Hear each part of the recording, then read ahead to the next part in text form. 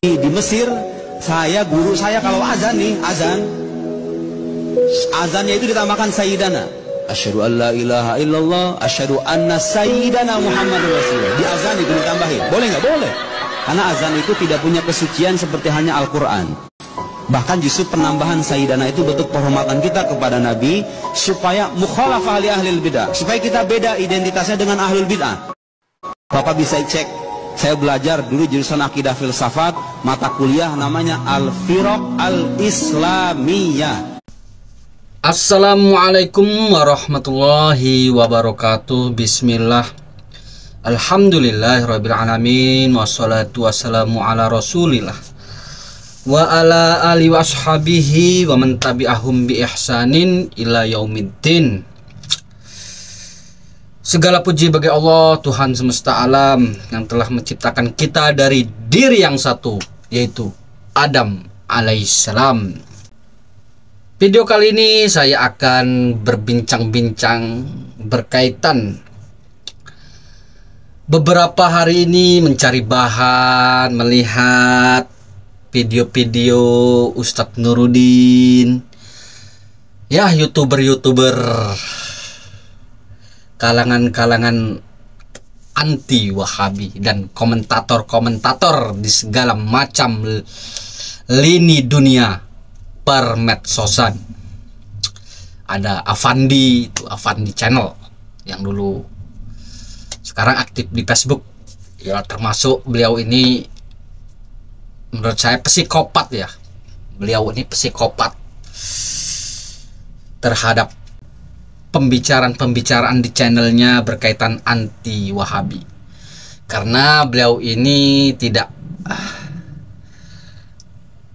mengerti ya, maksudnya yang sifatnya manusiawi, kesalahan-kesalahan manusiawi ini tidak punya kesadaran diri, lebih kepada antusiasnya terhadap persaingan antara membangun peradaban antara Asy'ariyah dan orang-orang yang digelari Wahabi. Bagaimana melihat dia ini seolah-olah paham dengan manhaj salaf ya, yang dipahami, yang dihidup-hidupkan kembali oleh kalangan-kalangan dai-dai salafi. Niatnya untuk menseriuskan, membongkar kesalahan-kesalahan yang ada di dai-dai salaf ini, seolah-olah orang-orang salafi ini yang ngaji di ustadz-ustadz salafi ini karakter-karakternya seperti orang-orang mereka. Ingat ya,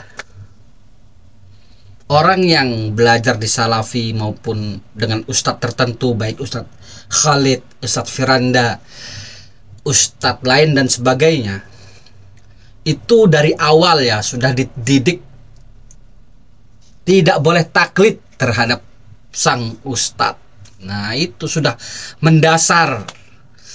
Jadi jika seorang ustadz itu salah ataupun apa, nggak ujuk-ujuk orang-orang yang ngaji di pengajian salafi itu nurut-nurut aja ya. Tidak seperti yang video-video, mungkin ada kesalahan yang sifatnya manusiawi, mungkin memang salah dalam menyampaikan, ya mungkin salah lah, katakan salah. Orang salafi ini tidak mau murid-muridnya tidak begitu ujuk-ujuk langsung mendengarkan, langsung diterima, enggak, diselidiki. Itu karakter-karakter mereka itu seperti itu. Afandi sang psikopat. Jadi jangan mengatakan bahwa apa namanya, kasihan tuh Ustadz, jamaah-jamaah ente tuh cuman dibodoh-bodohi, dibohong-bohongi di ini. Itu bodohnya dia ya, tidak mengerti bagaimana cara didik, metode, manhaj yang disampaikan oleh para dai-dai salafi ini. Mereka itu tidak dituntut untuk taklid terhadap ustadznya. Makanya di dalam dunia salaf ini banyak tahzir-mentahzir tuh. Tahzir-mentahzir tuh itu menunjukkan bahwa Mereka itu tidak taklid terhadap ustadz-ustadz terhadap ini. Jika ustadz itu salah, ya pasti tidak diikuti lah. Jadi ustadz-ustadz salafi yang menyampaikan tentang hujah-hujahnya, materi-materinya, ya itu kan bisa ditelusuri kembali, bisa dipelajari kembali. Tuh begitu Ustadz Afandi. Jadi jangan salah kaprah. Tapi ya saya harap orang-orang yang tetap mengkaji, ya belajar dengan metode manhaj salaf ini lebih fokus saja belajar. Jangan sekali-kali mengomentari Afandi, karena beliau ini termasuk psikopat ya. Psikopat tuh penyakit yang susah mau diobati. Kalau memang sudah anti, kesalahan-kesalahan yang bersifat manusiawi aja pasti dijadikan sebuah hujah, bahan. Dan beliau ini tidak akan pernah puas kalau tidak berdebat. Orang seperti ini tidak akan pernah puas kalau tidak berdebat. Debat dan berdebat. Semakin tidak diladeni, mereka semakin tidak puas. Karena dasar pemikiran yang dilakukan mereka itu adalah ahlul kalam. Ahlul kalam itu orang yang maniak berdebat. Dia tidak akan puas. Makanya buat ya akun-akun nggak usah diladeni, nggak usah dikomentari berkaitan Afandi. Kemudian saya melihat lagi kemarin ya di grup Muhammadiyah ada video Ustadz Nuruddin. Ya Allah, Ustadz Nuruddin.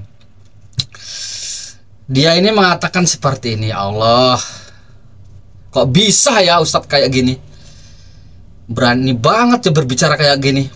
Katanya lafaz azan, jika azan itu ditambah sayyidina itu boleh katanya. Itu boleh, katanya boleh. Ya oke lah, nggak apa-apa lah, terserah dia. Dia kan orangnya ahli fikih, mungkin ahli kalam. Ya terserah dia ya. Masalahnya beliau ini menggunakan hujahnya gurunya. Dia melihat gurunya di Mesir azan dengan menambah sayyidina. Contohnya asyhadu anna sayyidina Muhammadur Rasulullah. Katanya seperti itu, menambah sayyidina dengan hujah akliyun ya, akal-akalan, yang menurut saya lucu banget ya. Ini perbandingan macam apa ya? Katanya karena adzan itu tidak suci seperti Al-Quran. Ya Allah, kok bisa ya tidak suci seperti Al-Quran, jadi boleh menambah sayyidina. Kemudian beliau mengatakan kembali, katanya ya, kata dia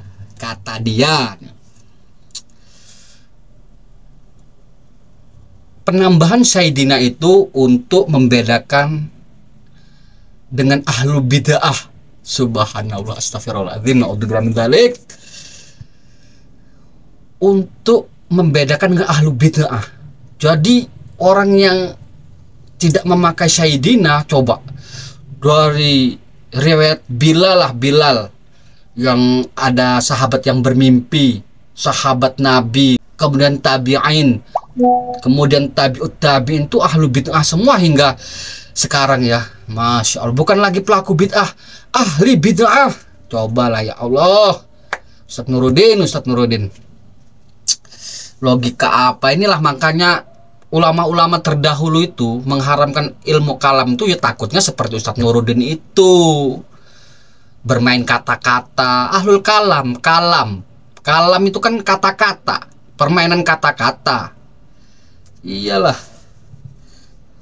ditambah lagi filsafat, ya mengolah pikiran lah, intinya mengolah pikiran, mantik tuh. Jadi ya gimana ya, apa nggak takut Ustadz Nuruddin? Ustadz, ya Ustadz ini mah Ustadz kardus ya. Ustadz. Ya Allah, na'udzubillah min dzalik. Itulah makanya itulah para ulama itu, ulama terdahulu itu ya Allah, mengharapkan ilmu kalam tuh takutnya jadi orang seperti ini. Tuh, makanya janganlah mencoba-coba untuk apa namanya, mempelajarilah ilmu filsafat, ilmu kalam. Kita ini ya kalau dari lahir kita sibukkan memahami Al-Quran dan Sunnah tuh, kitab tauhid, masalah ibadah, masalah muamalah, masalah akhlak itu mungkin sampai mati nggak bakal selesai itu. Mau paham bener tuh belum tentu. Jadi ya nggak usah lah, bener lah kata ulama-ulama terdahulu, mereka itu mengharamkan ilmu kalam.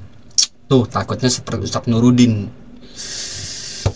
Tuh, astagfirullahaladzim. Ya, ini sebuah mukadimah ya, mukadimah sebelum saya menyampaikan apa yang saya ingin sampaikan. Di sini saya akan menyampaikan sebuah artikel yang saya cari di dalam buku Pemimpin Haji yang ditulis oleh Kiai Haji Suja, salah satu muridnya Kiai Haji Ahmad Dahlan, yang ditulis pada tahun 927 Masehi, berjudul Kesaksian Murid Kiai Haji Ahmad Dahlan tentang Wahabi memberantas kemusyrikan, khurafat dan bid'ah di tanah suci. Haji Muhammad Suja dalam bukunya berjudul Pemimpin Haji yang terdiri pada tahun 1927 Masehi memberikan kesaksian panjang lebar tentang perubahan-perubahan keadaan Mekah setelah dikuasai oleh pemerintahan Wahabi. Sebagai berikut dengan penyusuaian ejaan dan perbaikan kalimat agar lebih mudah dipahami. Dengar tuh, ini karena ejaan lama ya. Perubahan di negeri Mekah. Di negeri Mekah itu pada sebelumnya dipegang oleh pemerintah Wahabi adalah suatu negeri yang amat makmur sekali. Segala apa yang terjadi di negeri luar tanah suci itu terjadi juga di Mekah. Ini sindiran ya. Di Mekah itu banyak gahwan-gahwan atau kafe yang di situ disediakan rupa-rupa minuman yang dingin dan boleh jadi yang memabukkan, tapi dengan sembunyi-sembunyi, dan rupa-rupa mainan domino, damsak dan lain-lain. Damsaknya apa ya? Dan gambusan dengan tandakan, qasidah-qasidah dan lain-lain kesenangan bangsa, suara mulut dan alat yang dipukul dengan tangan atau ditiup dengan mulut. Demikianlah di sepanjang jalan raya dan di setiap kampung-kampung orang itu selalu bersenang-senang hati, tidak memperhatikan beribadah dalam Masjidil Haram bagi orang bangsa Arab. Tetapi Masjidil Haram itu kebanyakan yang memenuhi hanya orang-orang gharib, terutama bangsa Jawa. Demikianlah keadaan sehari-hari di tanah Mekah, mulai sore sampai pada lewat tengah malam. Maka setelah tanah Hijaz itu dipegang oleh pemerintah Wahabi, segala rupa perbuatan yang tidak patut atas tanah suci Mekah dan segala rupa perbuatan yang tidak patut atas agama Islam itu dilarang dengan sekeras-kerasnya, sehingga bersih seperti disapu olehnya. Kubah-kubah daripada kuburannya Siti Khadijah dan Abdul Muthalib dan lain-lain yang di Ma'la, dan kubah-kubah daripada ma'athir petilasan seperti kubah Maulid Nabi, kubah Maulid Ali, kubah Fatimah dan kubah Jabal Nur, semuanya itu dihancurkan, dihapuskan dan disapu sehingga tiada bekas-bekasnya. Hanya kubah Siti Khadijah masih ditinggalkan dinding dan kuburannya.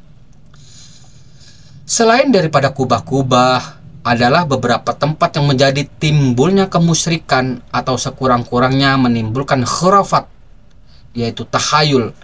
Seperti di dalam Masjidil Haram ada sebuah tiang daripada masjid itu yang dari batu marmer ungu, yang pada perasaannya bagi orang-orang haji bangsa Jawa, tiang itu ungunya lantaran pada zaman dulu Haji Saka atau Aji Saka, orang Buddha yang pertama menempati tanah Jawa, bersembayang itikaf di situ. Lalu di antara khurafatnya, barang siapa bermohon kepada Tuhan hendak berhasil, maksudnya bermohonlah di situ, niscaya Tuhan akan memberinya. Demikian juga di sebelah Ka'bah ada sebuah batu plester yang merah, lain daripada batu-batu marmer yang banyak. Maka batu merah itu khurafatnya, yaitu barang siapa orang yang tidak fasih akan membaca kalimat atau huruf-huruf Arab, menjilatlah akan batu itu. Lambat laun tentu orang-orang atau kanak-kanak itu niscaya akan menjadi fasih mulutnya akan membaca huruf Arab tadi. Di tembok daripada kuburnya Siti Khadijah ada sebuah jendela yang pakai gigi atau ruji. Di situ khurafatnya adalah bagi anak-anak perempuan Mekah yang dara, bila ada meminang padanya seorang lelaki, mengikatlah kanak dara itu akan gigi jendela dengan benang atau tali kain, agar supaya peminang lelaki tadi tidak sampai menjadi terlepas atau urung. Banyaklah macam-macam perbuatan manusia yang menyesatkan orang daripada agama Islam dengan perkataan berkat-berkat, mengambil berkat untuk menghasilkan hajatnya dalam perkara duniawi dan perkara ukhrawi. Selain daripada itu, pemerintah Wahabi menghapuskan rupa-rupa perbuatan khurafat dan musyrik seperti disebut di atas. Maka segala perbuatan bid'ah dalam agama juga dihapuskan olehnya dengan sekeras-kerasnya. Seperti berjamaah 5 waktu pada tiap-tiap waktu sampai berkali-kali oleh 4 imam, dengan berganti-ganti menurut sebagaimana aturan yang telah diatur pada daulat-daulat Mekah yang dahulu, pada zamannya pemerintah Turki dan pemerintah Raja Hussein. Maka berjamaah pada tiap-tiap waktu itu sampai 4 kali. Pada waktu subuh yang pertama imam dari mazhab Syafi'i, kedua imam dari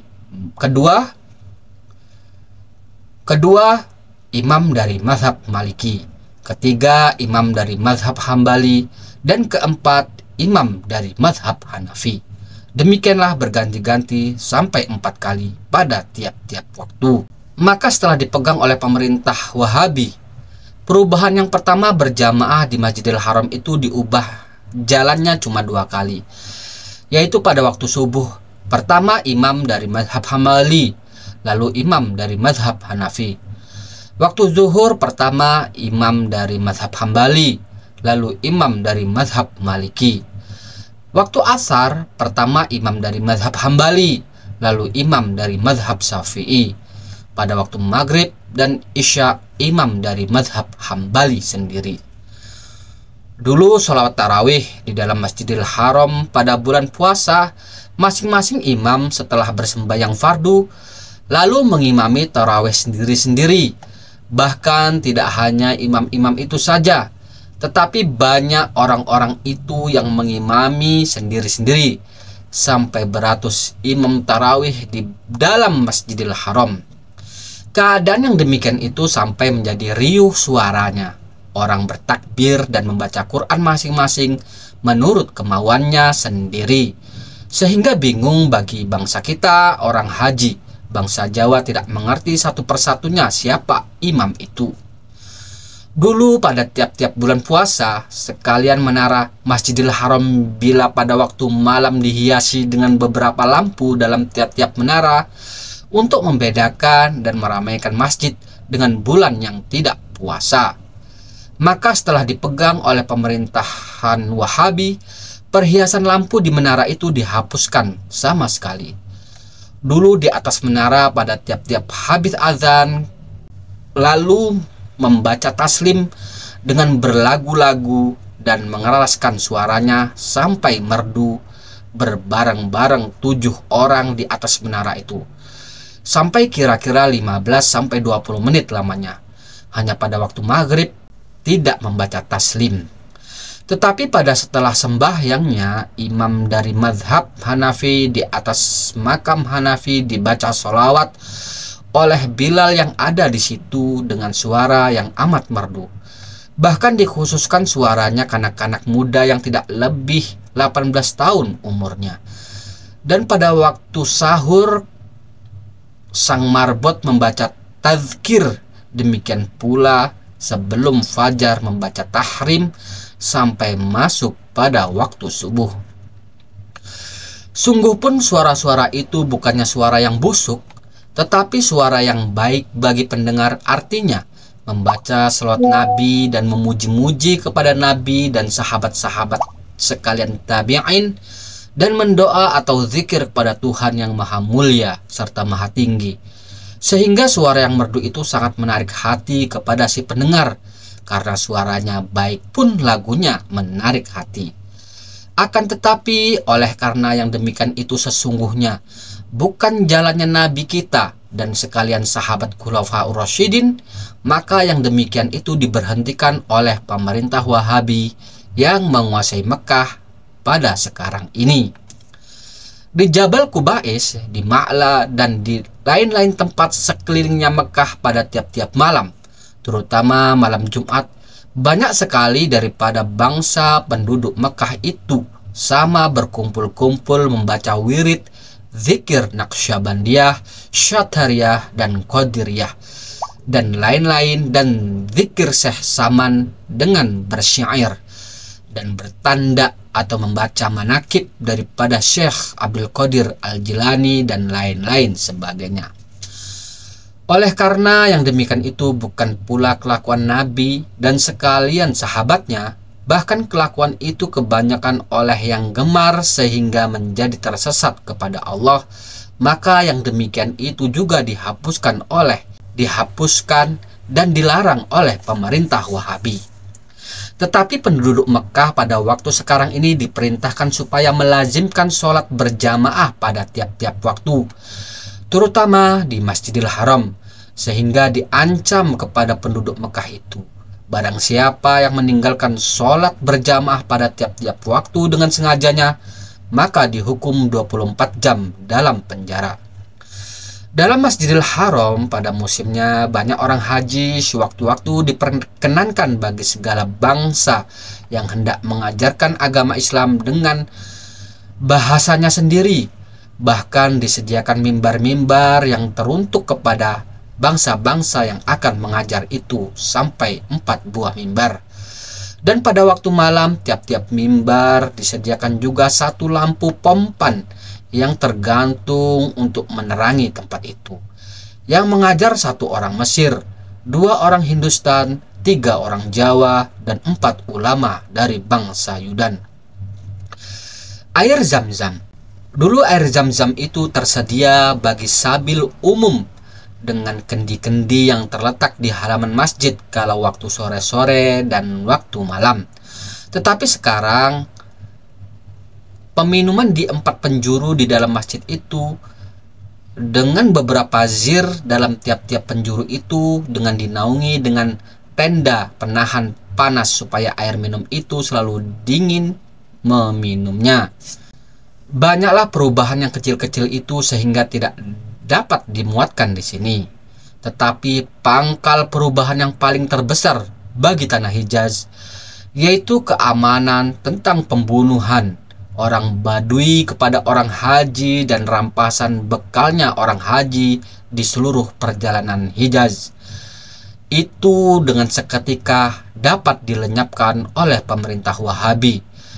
Itu sudah menjadi keuntungan dan kesejahteraan yang besar sekali bagi segenap kaum muslimin yang melakukan kewajiban dalam agama Islam yang suci. selesai nukilan tersebut. Jadi itulah sejarah bagaimana pengamatan perjalanan sebagai pemimpin haji Kiai Haji Sudja, seorang murid Kiai Haji Ahmad Dahlan, telah merangkum perjalanan beliau di dalam bukunya yaitu Pemimpin Haji yang ditulis pada tahun 1927 Masehi. Dari paparan beliau kita tahu bahwa kebaikan-kebaikan, usaha-usaha yang dilakukan oleh pemerintah Wahabi mendapat tinjauan yang positif di mata Kiai Haji Sudja. Bagaimana beliau ini termasuk seorang ulama yang di zamannya sangat terpengaruh dengan pemikiran sang guru. Bagaimana di negara kita tercinta ini baik khurafat, tahayul dan bid'ah bisa diberantas secara konsisten dan secara sistematis. Tapi ya apa boleh buat, hingga saat ini pertempuran antara pro TBC dan anti TBC belum juga selesai. Bahkan semakin jauh, semakin zaman ini mendekati hari kiamat, pertempuran ini terus ada dan terus ada. Semoga video ini bermanfaat. Subhanakallahumma wa bihamdika asyhadu alla ilaha illa anta astaghfiruka wa atubu ilaik. Assalamualaikum warahmatullahi wabarakatuh.